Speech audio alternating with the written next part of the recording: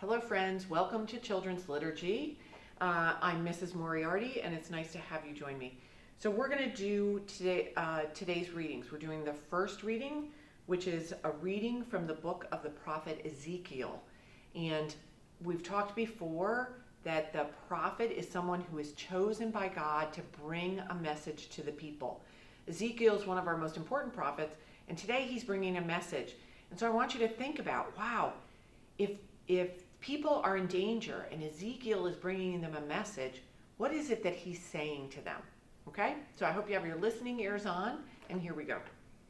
A reading from the book of the prophet Ezekiel. The Lord said, Ezekiel, you are a mere human, but I have chosen you to be the watchman for the people of Israel. So listen to what I say and then warn them for me. When I tell evil people that they will die because of their sins, you must try to make them turn from their evil ways. If you don't warn them, you are responsible for what happens to them. If you do warn them to turn from their evil ways and they don't, then they will die. But you won't be responsible. This is the word of the Lord. Thanks be to God. Okay, so this is God talking to Ezekiel and saying, hey, look, this is your job. You have to go tell the people. I want the people to change what they're doing. You're going to bring that message. And if you don't bring that message, you are the one responsible. But if you talk to the people and the people won't listen, then the people are responsible for not listening. Okay? Some things to think about. Okay, today we are just going to do our Holi Holly. So if you have some instruments and want to get up and sing, that would be terrific.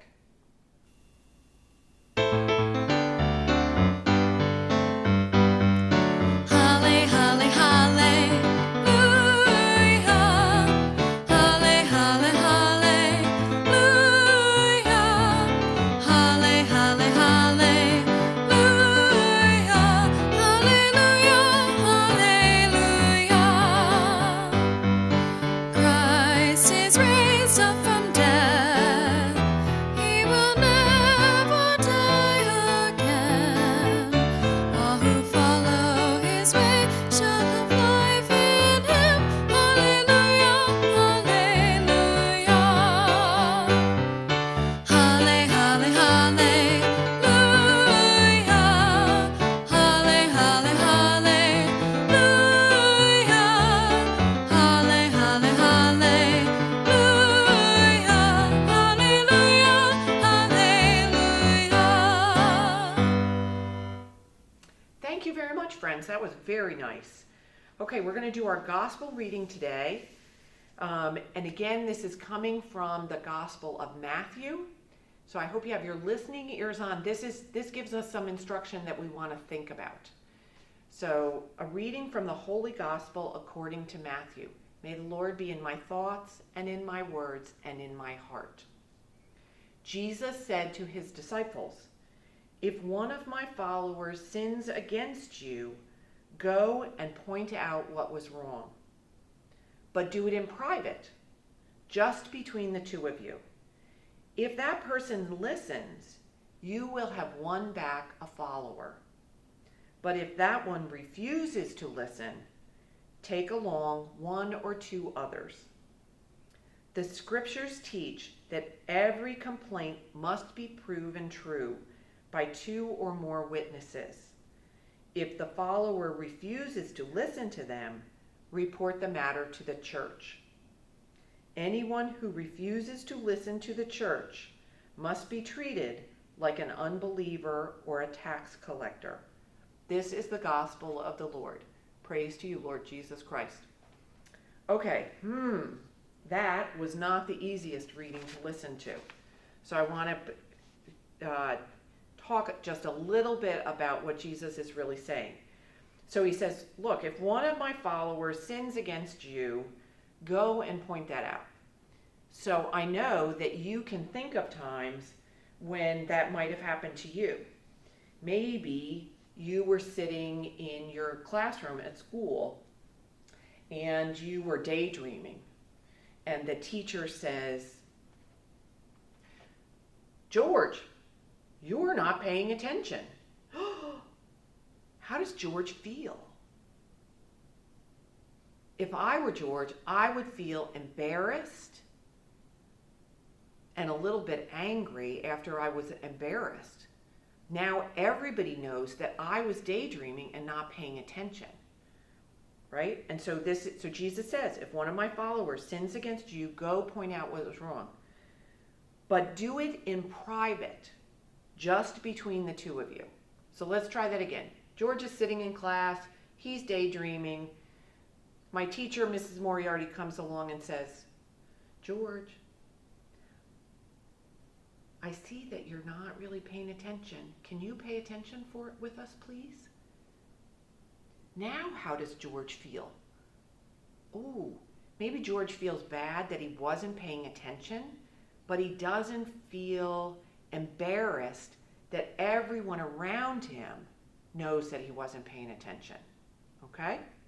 All right. So just between the two of you. So let's see. If the listens, then we've won someone back. But if they don't, then I might bring a few more. So let's say George isn't paying attention. Mrs. Moriarty comes over and says, George, I need you to pay attention. George says, Then the good thing to do might be to figure out another plan. Mrs. Moriarty says, oh, George, come on over here with Charlie and Fred, and you can work together in this small group. That works pretty good. We've got the problem solved, but we haven't embarrassed the person who was in the wrong, okay? So I want to give you one more thing to think about. So we're always going to have times where we don't get along, or things don't make sense, or someone is mean or does something badly towards us, or that I do something mean or something badly. And this is what Jesus is asking us to do. First, just take a deep breath. Okay, let's not get out of control. Say a little prayer. Jesus, help me figure this out. And then I go over to the person. Fred, I wasn't really happy about what you said to me.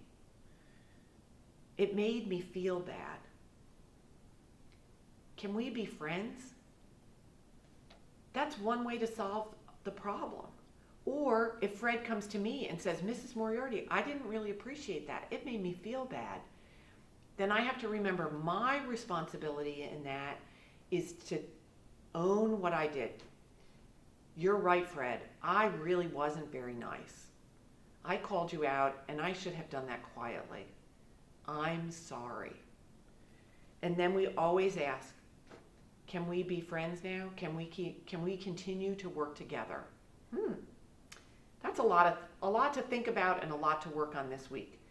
But I'm going to encourage you to remember that when there's a conflict, to take a minute, take a deep breath, talk to the person who's involved, ask for help if you need it.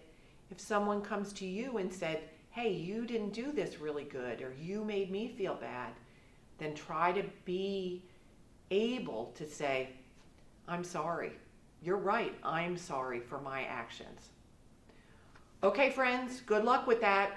I hope you do well this week, and we'll see you next week. Bye-bye.